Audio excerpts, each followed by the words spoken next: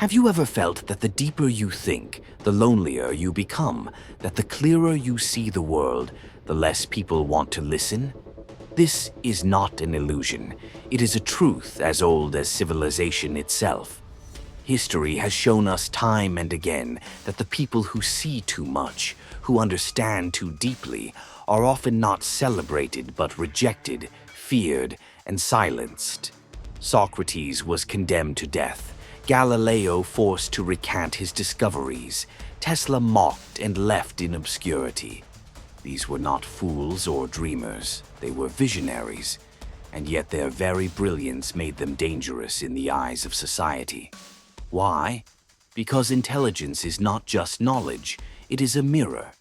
It shows people what they do not wish to see. When you stand next to someone physically strong, you admire their strength. When you see someone wealthy, you may envy their success. But when you encounter someone intellectually sharper, someone who sees the flaws in your thinking or the illusions you cling to, you feel something else entirely. You feel exposed, and nothing wounds the human ego more than exposure. Psychologists call this the mirror effect. The deep thinker does not just speak, their very presence reflects back the weaknesses of those around them. And people do not easily forgive the one who makes them feel small. This is why so many intelligent people are isolated, not because they are wrong, but because their very existence unsettles those who would rather live in comfort than in truth. Think back to your own experience. How many times have you shared a thought that carried real depth, only to be met with silence, blank stares, nervous laughter, or a quick change of subject? That is not coincidence. It is a form of self-defense. People instinctively turn away from what makes them feel inadequate. Modern science explains this too. When someone feels outsmarted or intellectually threatened, their brain reacts as though they are under attack. The amygdala, the center of fear and survival, lights up as if they are facing physical danger. To the mind, deep intelligence is not just uncomfortable, it is threatening. Here lies the great paradox. Society claims to value intelligence, but in practice it rewards confidence, simplicity, and certainty. The loud, charismatic voice often commands more attention than the quiet, thoughtful one.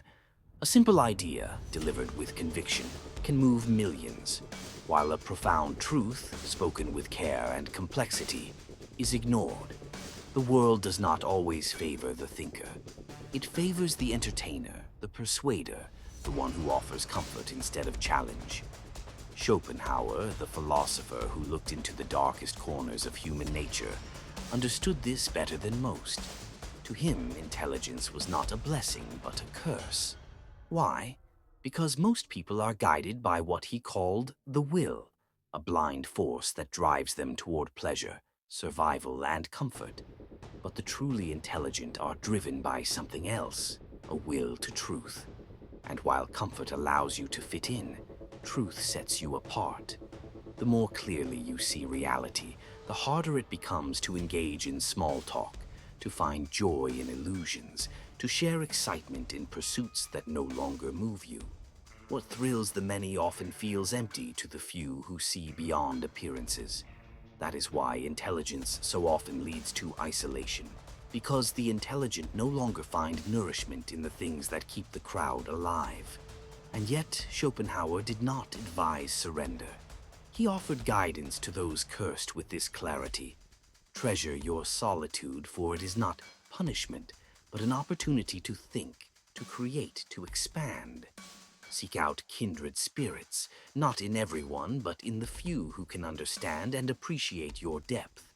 And above all, learn to translate your insights so that others can hear them. The greatest truths are useless if they remain locked inside a mind. Schopenhauer himself once said, "Talent hits a target no one else can hit. Genius hits a target no one else can see." And that is the burden of intelligence, to see what others cannot, and to carry the weight of that vision even when no one else believes in it. So, if you have ever felt strange, out of place, or too much for the people around you, know this. You are not broken, you are awake. Society may resist you, fear you, even try to silence you, but it also needs you. Because it is the deep thinkers, the ones who refuse to look away, who push humanity forward. And though the path may feel lonely, it is the thinkers who walk alone that often leave behind the footsteps the rest of the world eventually follows.